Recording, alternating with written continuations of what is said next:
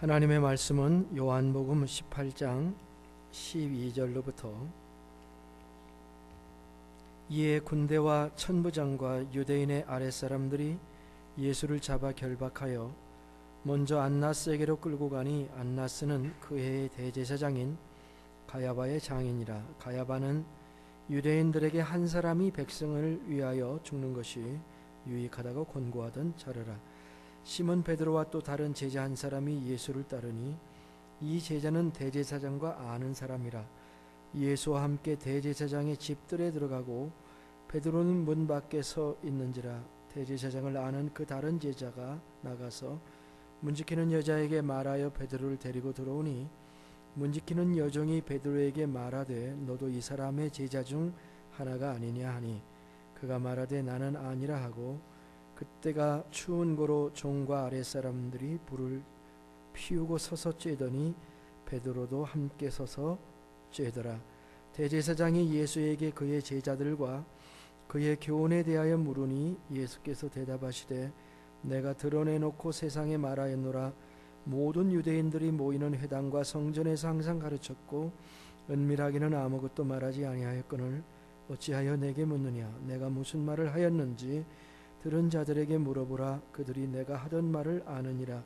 이 말씀을 하심에 곁에 섰던 아랫사람 하나가 손으로 예수를 쳐 이르되 내가 대제사장에게 이같이 대답하느냐 하니 예수께서 대답하시되 내가 말을 잘못하였으면 그 잘못한 것을 증언하라. 바른 말을 하였으면 내가 어찌하여 나를 치느냐 하시더라.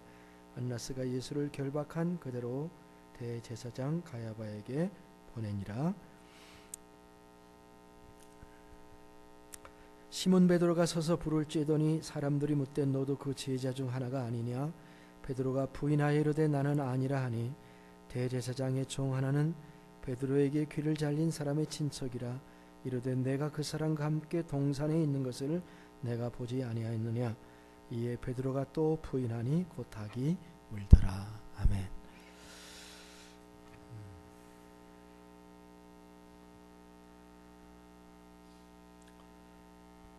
법원에 가보신 적이 있으신지 모르겠는데요, 법원에 가보면 판사와 검사 그리고 피고인과 변호사가 있기 마련입니다. 오늘 우리가 읽은 본문에는 검사와 판사의 역할을 대제사장과 앞으로 공부할 로마 총독이 그 역할을 맡게 되었습니다. 예수님은 로마 총독에게 넘겨지기 전에 유대인의 의회인 산헤드린 의회의 신문을 재판을 받는 사건을 오늘 본문이 다루고 있습니다.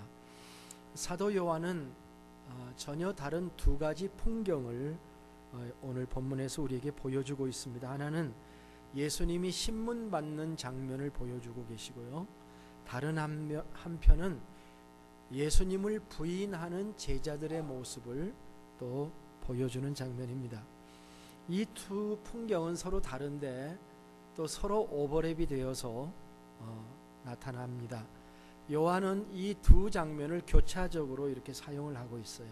A를 신문받는 장면이라고 하면 B는 베드로가 부인하는 장면인데, 오늘 성경을 읽어보면 A, B, A, B 이런 식으로 뒤섞어 가지고 교차적으로 서로 겹쳐서 예수님과 베드로를 강하게 서로 비교시켜주는 그런 효과를 만들어내고 있습니다.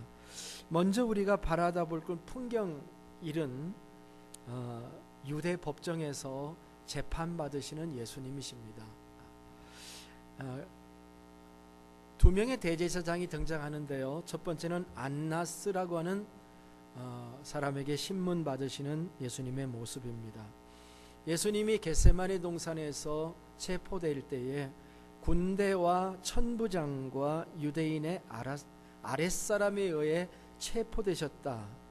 그리고 예수님이 체포당할 때 그냥 손만 이렇게 결박했다, 이렇게 얘기를 하고 있습니다. 그리고 안나스에게로 끌려가셨습니다.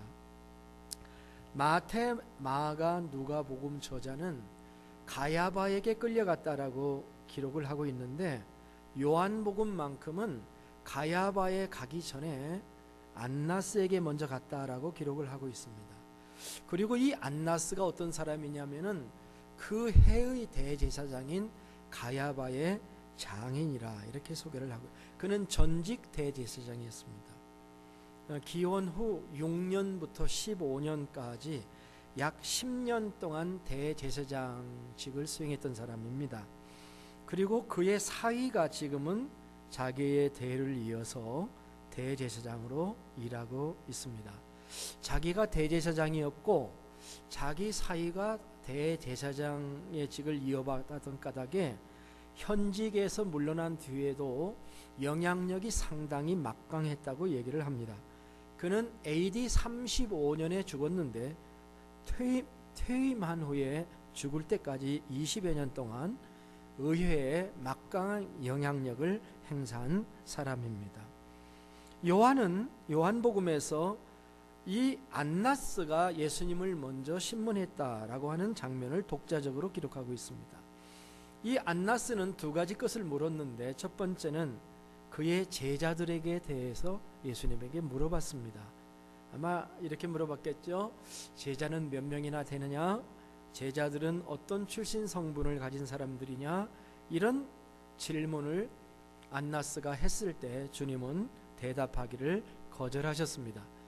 바로 몇십 분 전에 제자들은 다 도망을 이미 갔습니다. 다른 말로 하면 예수님의 보호 아래서 제자들은 다 피신을 한 지금인데 예수님이 정보를 줘야 될 리가 없는 것이지요.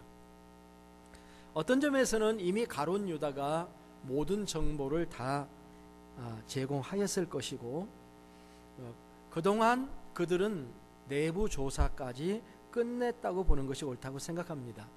두 번째 질문은 예수님의 교훈에 관한 거예요.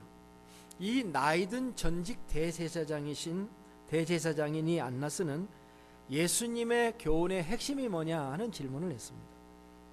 물론 그의 질문은 진리를 알고자 하는 그런 질문이라기보다는 떠보기 위한 질문이라고 하는 것을 우리가 잘 알고 있습니다. 그래서 예수님은 이렇게 대답을 하십니다. 내가 드러내놓고 세상에 말하였었다. 모든 유대인들이 모이는 회당과 성전에서 항상 가르쳤고 은밀하게는 아무것도 말하지 아니하였거늘 어찌하여 내게 묻느냐? 내가 무슨 말을 하였는지 들은 자들에게 물어보라. 그들이 내가 하던 말을 아느니라. 이렇게 주님이 대답을 하십니다.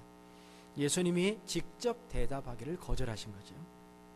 스스로 알아보라고 하는 예수님의 대답에 대제사장 옆에 있었던 사람 하나가 분노해서 손으로 예수님을 칩니다. 예수님이 맞으신 거죠. 아마도 이 사람은 대제사장의 경호원이거나 사내들인의 경비원이었을 것입니다. 그는 안나스를 대하는 예수님의 태도가 불순하다고 생각해서 예수님의 뺨을 친 것입니다. 여러분, 다른 사람에게 맞아본 적이 있으십니까? 혹시 다른 사람에게 맞으면서 모욕을 당해본 적이 혹시 있으시냐고 제가 묻고 있습니다. 사실 너무도 황당한 사건이 순간적으로 일어난 것인데, 놀랍게도 예수님은 자기를 친 사람에게 격렬하게 반응하지 않으시고 꿋꿋하게 대답하십니다. 내가 말을 잘못하였으면 그 잘못한 것을 증언하라. 바른 말을 하였으면 네가 어찌하여 나를 치느냐? 라고 대답을 하셨습니다. 결국 이 안나스의 그 법정에 선 예수님은 안나스가 예수님의 대답을 더 얻을 수 없다라는 판단을 내리게 되고, 예수님은 자기의 사위인 그 해의 제사장인 가야바에게 보내지게 됩니다. 가야바에게 간 예수님의 받으시는 신문은 마태복음 26장에 자세하게 언급이 되어 있어요.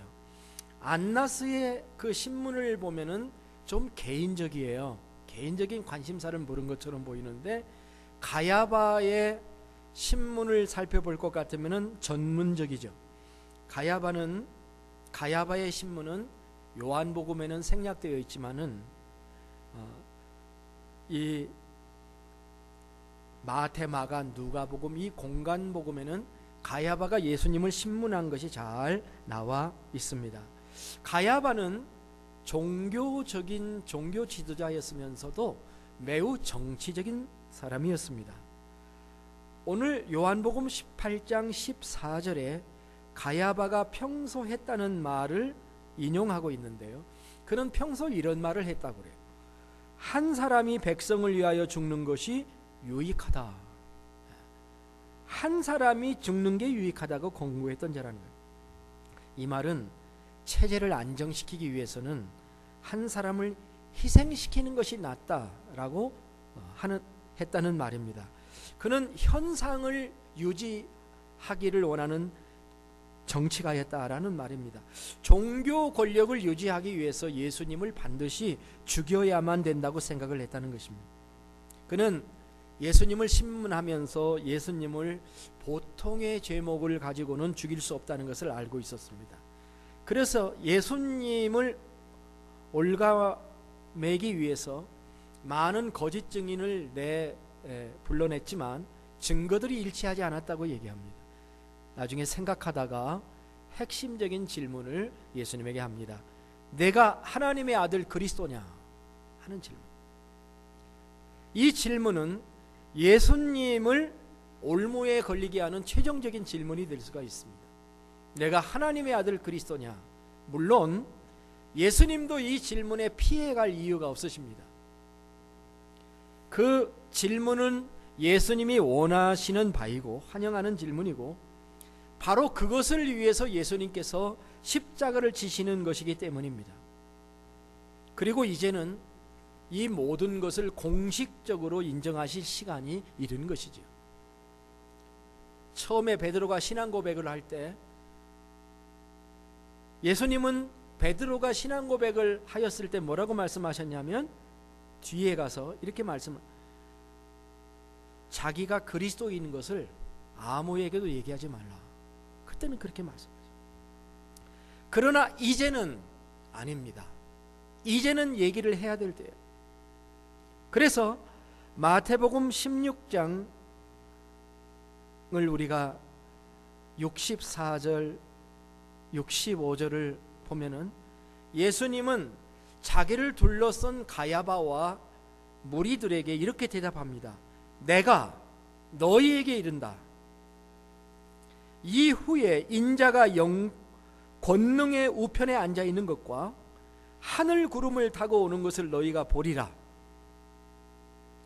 그렇게 말씀하시니 대제사장이 자기 옷을 찢으며 이르되 그가 신성모독하는 말을 하였으니 어찌 더 증인을 요구하리요? 보라, 너희가 지금 이 신성모독하는 말을 들었도다. 이렇게 기록하고 있습니다. 주님은 여기에서 자기가 메시아라고 하는 것을 분명하게 밝힙니다. 자신이 최후의 권능의 우편에 앉아 계실 것을 말씀하시고 구름을 타고 오실 것이라고는 재림을 증언하셨습니다. 너희가 보리라 이렇게 말씀. 너희가 보리라, 그것을 보리라. 마치 요한계시록 1장 7절의 말씀을 연상합니다. 볼지어다 그가 구름을 타고 오시리라. 각 사람의 눈이 그를 보겠고 그를 찌른 자도 볼 것이요 땅에 있는 모든 족속이 그로 말미암아 애곡하리니 그러하리라. 아멘. 그러나 예수님이 내가 그리스도라라고 증언하는 이 증언이 당시의 유대인 권력자들에게는 신성모독으로 들렸습니다. 그래서 예수님의 이 진술이 하나님을 모독했기 때문에 이 예수님을 그리스도라고 받아들인다는 사실은 도저히 그들에게는 받아들이기 어려운 이야기였기 때문에 이 진술로 인해서 예수님은 사내들인 공의에서 사형에 해당하다는 신성모독죄를 언급받으신 거예요. 언도받으신 거예요. 이것이 매우 불행한 얘기지요. 그러나 우리에게는 복음의 시작입니다. 주님이 메시아인 것을 증언하심으로 인해서 죽음에 처하게 되었다는 것, 이것이야말로 우리의 메시아 되시는 예수님의 가장 합당한 이력이 될 것이기 때문인 것입니다. 자, 우리는 첫째 풍경을 보고 있습니다.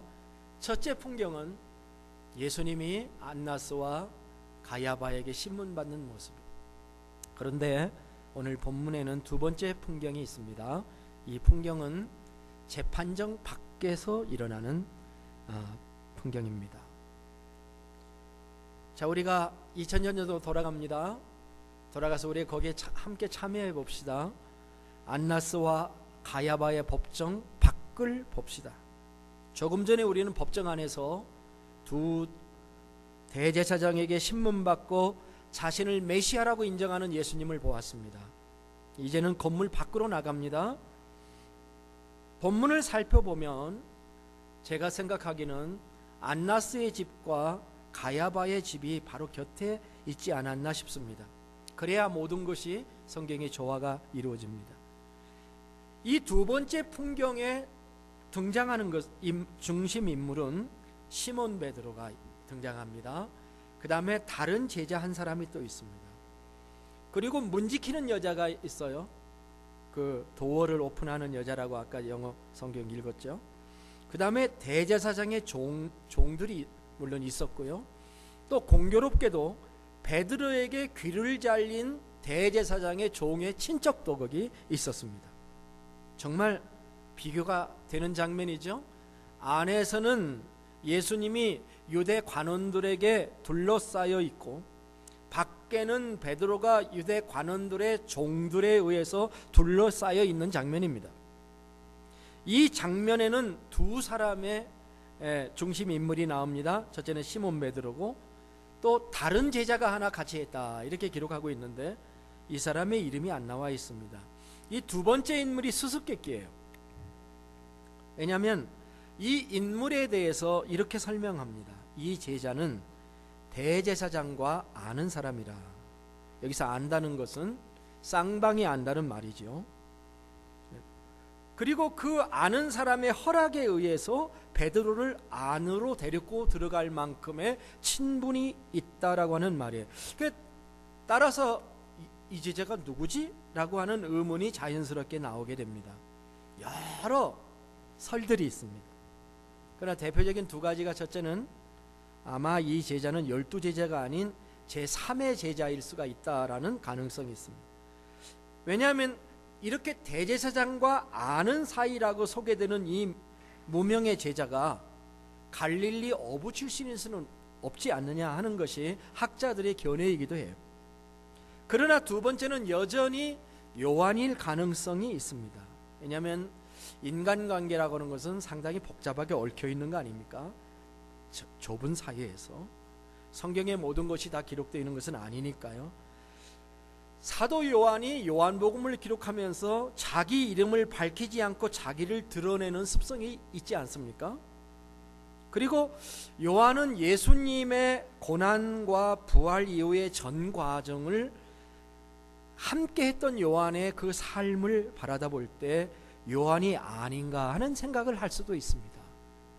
제가 확실하게 말씀을 드릴 수 있는 거 한 가지는 제3의 제자인지 요한인지 우리가 알 수 없으나 제가 한 가지 확실하게 말씀드릴 것은 천국에 가보면 알게 될 것입니다.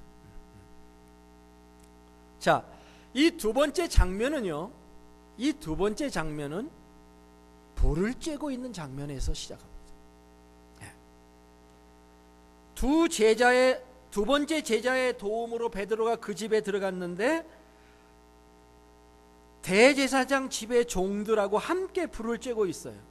아마 불을 쬐고 있는 자리에는 이 두 번째 제자는 없었던 것 같아요. 왜냐하면 모든 질문이 베드로에게 가고 있는 것을 우리가 볼 때 말입니다. 성경은 그때가 추웠다고 얘기를 해요. 예수님이 십자가를 지신 그때가 6월절이잖아요. 6월절은 양력으로 따지면 3월, 4월이에요. 3월, 4월은요, 밤에는 다소 쌀쌀하고 춥습니다. 당시의 상황이 아주 특별해서 갑자기 소집을 한 거잖아요. 대제사장의 하속들이 밖에서 대기를 하고 있었던 거예요. 언제든지 무슨 명령이 떨어질지 모르는 거예요. 갑자기 밤에 소집된 거잖아요, 지금요. 비상소집과 같은 것입니다. 그래서 마당에 불을 찌고 종들이 대기하고 있는 거예요. 불을 피워서 쬐고 기다리고 있는 그런 상황이에요. 자, 그런데 침묵을 깨고 베드로는 둘러서 있는 사람에 의해서 질문을 당하게 됩니다. 3번 질문을 당하는데요, 오늘 18장 17절에 첫 번째 질문이 나옵니다. 이 질문은 문지키는 여종으로부터 왔어요. 그녀가 베드로에게 이렇게 얘기합니다. 너도 이 사람의 제자 중 하나가 아니냐? 라고 질문. 그랬더니 베드로의 대답이 고개를 설레설레 흔들면서 나는 아니라, 이렇게 대답을 했습니다. 두 번째 질문은 불죄던 사람들로부터 왔는데요, 25절에 보니까 너도 그 제자 중 하나가 아니냐? 그러니까 베드로가 나는 아니라 라고 대답을 합니다. 세 번째 질문은 대제사장의 종에게서 나왔는데요, 공교롭게도 이 사람은 베드로에게 귀를 잘린 말고의 친척이에요. 그래서 그 사람이 이렇게 얘기해요. 네가 그 사람과 함께 동산에 있는 것을 내가 보지 아니했느냐? 그런데 베드로가 또 부인합니다. 어떻게 보면 참 낯뜨거운 대화입니다. 증인까지 있는데 그것을 부인하고 있어요. 자, 요한복음은 간략하게 기록했지만 마태복음의 기록을 우리가 살펴보면 베드로의 이 부인은 그냥 3번을 똑같이 부인한 게 아니라 뒤로 갈수록 강도가 셌어요. 마태복음 26장 69절 70절을 정리하면 이렇습니다. 처음에는 부인합니다. 그 다음에는 맹세하고 부인합니다. 그 다음에 마지막에는 저주하고 맹세합니다. 저주라고 하는 것은 아마도 내가 이 말이 만일 거짓말이면 내가 저주를 받겠다라고 하는 말인 것으로 보여집니다. 베드로는 3번 부인했어요. 한 번은 어떻게 하다 부인했고, 두 번째는 봐줄 수도 있는데 3번을 부인했다고 하는 것은 그의 본심을 확정하는 거예요. 이건 결코 실수가 아니라는 것입니다. 베드로의 부인은 무엇인가요? 베드로의 부인은 이겁니다. 나는 아니요라고 하는 이 베드로의 부인은 자신과 스승과의 관계를 부인하는 것입니다. 너도 이 사람의 제자가 아니냐? 라는 말에 대한 대답이에요. 그러니 나는 아니다라는 말은 무슨 뜻이겠습니까? 나는 예수님의 제자가 아니다 라고 부인한 것입니다.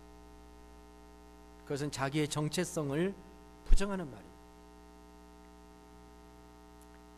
나는 아니요 라고 하는 말과 더불어서 성경을 좀 묵상해 보면 몇 가지 상황하고 이렇게 겹쳐서 나오는데요, 그 하나는 침례 요한이에요. 침례 요한은 요한복음 1장에서 당신이 그리스도요 라고 사람들이 물었을 때 나는 그리스도가 아니요 라는 말을, 아니요 라는 말을 3번이나 반복합니다. 침례 요한의 나는 아니요 라는 말은 자신이 메시아가 아니라는 사실을 긍정한 것이죠. 나는 메시아가 아니다 라고 하는 것을 자기 부정한 것입니다. 이 말은 자기를 낮추고 예수님을 높이는 얘기예요. 그러나 지금 베드로의 자기 부정은 자기를 높이고 예수님을 낮추는 말이죠. 예수님과의 모든 관계를 끊어내는 말씀인 것입니다. 기억하십니까? 지난주일 예수님이 체포당하실 때 하신 말씀, 내가 그니라, 에고 에이미라고 하는 그 말씀 여러분 기억하시죠? 지금 사내들인 공회에서 내가 그리스도니라 하는 것은 바로 그 말씀이에요. 내가 그니라고 말씀하신 거예요. 사내들인 공회의 그 건물 안에서 에고 에이미를 선포하고 계신 이 주님이신데, 지금 건물 밖에서 베드로는 우크 에이미라고 얘기를 하고 있어요. 나는 아니라 라고 말씀을 하고 있는 것입니다. 그런데 이 두 가지 진술 사이에 연결고리 하나가 있습니다.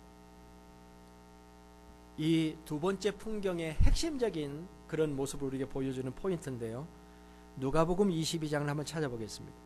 누가복음 22장 60절부터 62절에 보면은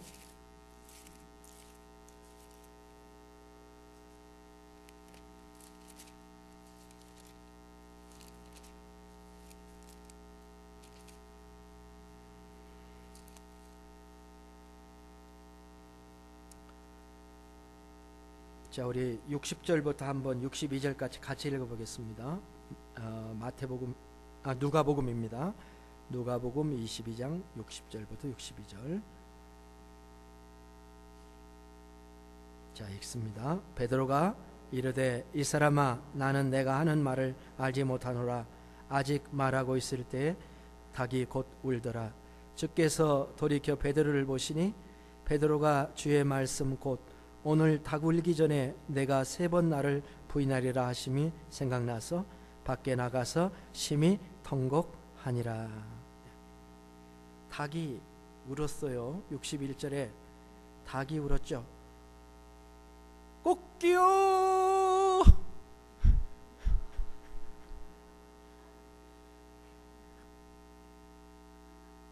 그런데요, 미국 닭은 그렇게 안 울더라고요.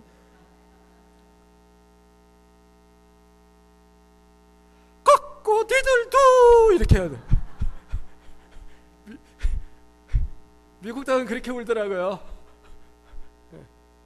참 희한해요. 닭도 영어를 하나 봐요. 자, 닭이 울었습니다. 닭이 울었는데 이게 신호예요. 사인이에요. 신호. 무슨 신호입니까? 자, 오늘 말씀 뭐라고 되어 있습니까?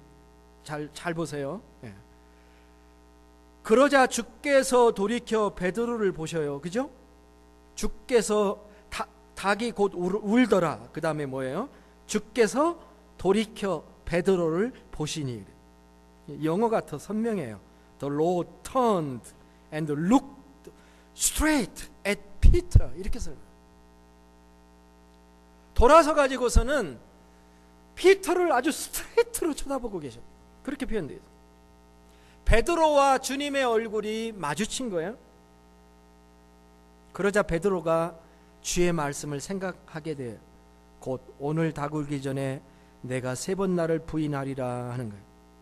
자, 이 말씀은 우리에게 공간 개념을 설명해 주는데요. 무슨 개념을 설명해 주고 있냐면은 신문 받은 예수님과 밖에 있는 베드로 사이의 공간이 열려 있다는 거예요. 눈이 마주치려면 이렇게 마주칠 수는 없는 거 아니에요? 스트레이트로 마주치는 거예요. 만일 예수님과 제자의 공간이 열려져서 예수님과 안나스, 예수님과 가야바의 대화를 베드로가 들었고 예수님이 가야바에게 내가 바로 그이다라고 하는 말씀을 하는 말을 베드로가 들었었을까 하는 생각을 해봐요. 그렇다면 베드로가 주님을 3번이나 부인할 수 있었을까요? 그가 들었든지 안 들었든지에 상관없이 이 서신의 저자인 요한은 독자들에게 그것을 듣게 하고 보게 하고 있습니다. 이 말의 뜻은 그 예수님을 부인한 제자가 바로 우리들이 될 수 있다는 것을 말하고 있는 것으로 보입니다.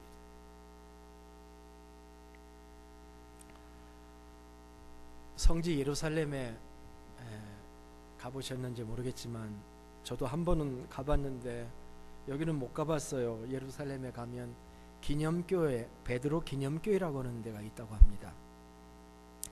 시온산 남동쪽 기드론 계곡과 게엔나 계곡이 내려 보이는 언덕에 지어져 있는 교회인데요. 이 기념교회의 이름을 갈리깐뚜라고 이야기를 해요. 근데 번역하면 무슨 뜻이냐면 닭 울음교회라는 뜻이에요. 1931년에 프랑스의 남자 수도회에서 예수님을 신문했던 대제사장인 가야바의 집터로 여겨지는 곳에다가 지은 것입니다. 왜 지었겠어요? 그 목적은 베드로의 배반과 회개를 기념하여 지은 것입니다. 그러다 보니 다른 성당과 같은 그런 건물과 다른 게 하나 있어요. 보통 교회 꼭대기에는 돔이 있고 돔 위에 십자가를 지어놨는데 그 십자가에다가 또 뭐 하나 상징물을 하나 올려놨습니다. 금색이에요. 뭘까요? 닭입니다. 닭을 거기다 올려놨어요.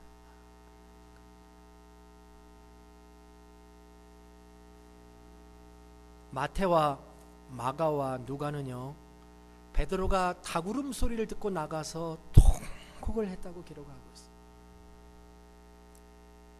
그런데 사도 요한은 이 통곡 부분을 생략하고 있습니다. 요한복음은 이렇게 끝나요. 베드로가 부인하니 곧 닭이 울더라. 27절이에요.